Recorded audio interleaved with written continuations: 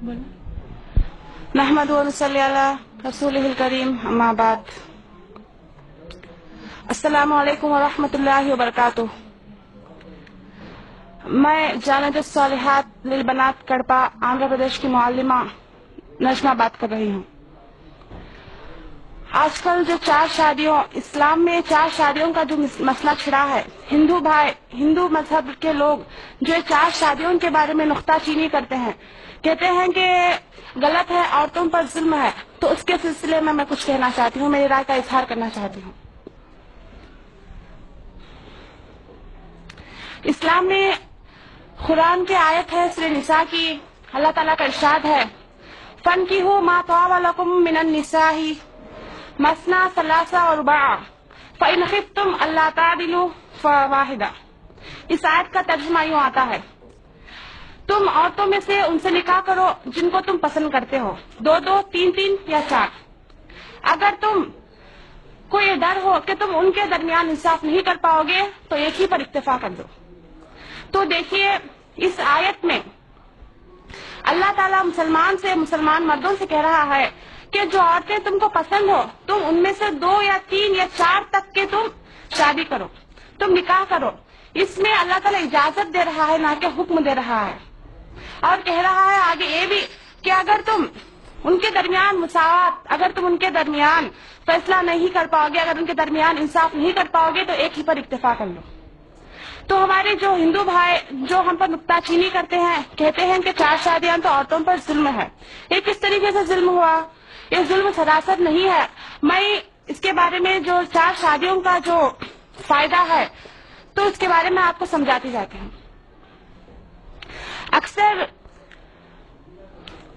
पैदा होने में जब मर्द और औरत पैदा होते हैं तो दोनों की तादाद एक ही होती है, लेकिन जब वफात पाते हैं तो औरतों से ज्यादा मर्द की तादाद ज्यादा होती है।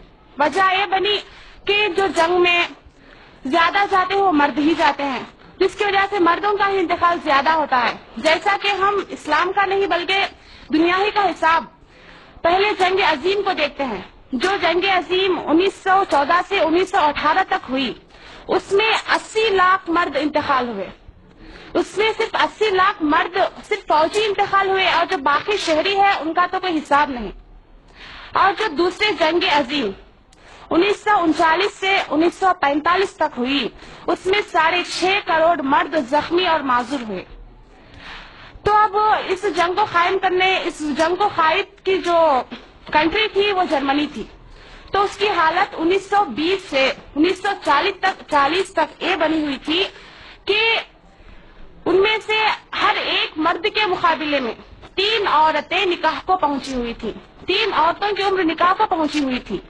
अब जाहिर सी बात है कि मर्द एक है और औरतें 3। अब बताइए, एक मर्द एक से निकाह करेगा तो जो बाकी की 2 औरतें हैं वो कहाँ जाएंगी?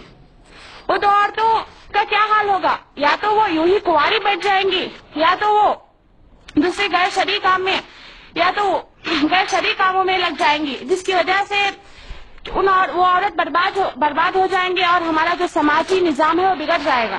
तो इस वजह से इस्लाम ने 4 शादियों का रिवाज बनाकर, 4 शादियों की इजाजत देकर उन औरतों का ही भला किया है। अगर 4 शादियों का हुक्म ना देता, अगर 4 शादियों की इजाजत इस्लाम ना देता तो जो 2 बाकी औरतें हैं वो ऐसे ही कुंवारी रह जाएंगी, या तो गलत कामों की तरफ चली जाएंगी, या तो वो ऐसे ही रह जाएंगी। इस वजह से इस्लाम ने 4 शादियों का रिवाज बनाकर ये औरतों के लिए रहमत बनाया है, ना कि जहमत। और इसी तरीके से इसमें एक तो औरतों का फायदा हुआ और दूसरे उन शादीशुदा औरतों का भी फायदा हुआ जो कहते हैं कि कोई भी औरत दूसरी शादी का अपने शौहर की इजाजत नहीं देती। ये उनके लिए भी फायदा है। फायदा इस वजह से हुआ कि जब वो औरत, खुदा न खास्ता वो औरत ऐसी है कि जो किसी बीमारी की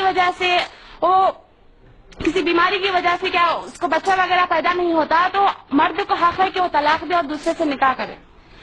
अब मर्द क्या करेगा? तलाक देगा और दूसरे से निकाह करेगा।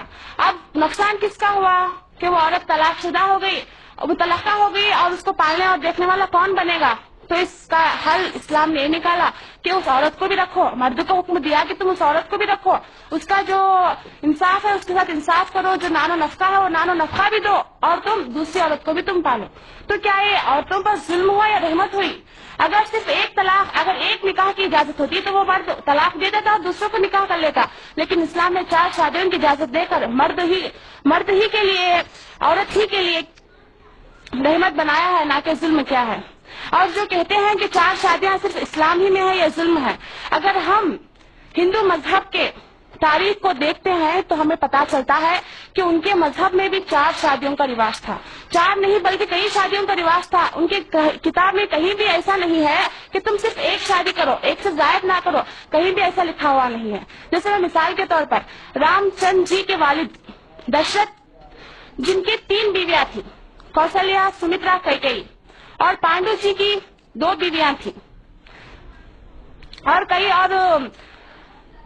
کرشنا جی کی تو کئی بیویاں تھیں۔ تو کیا اس بات سے ہم کو یہ پتا چلتا ہے کہ یہ جو تعدد ازدواج یعنی 4 شادیوں کا رواج جو اسلام عورتوں پر ظلم کر کے کہتی ہے، وہ صرف وہ ظلم نہیں ہے، بلکہ یہ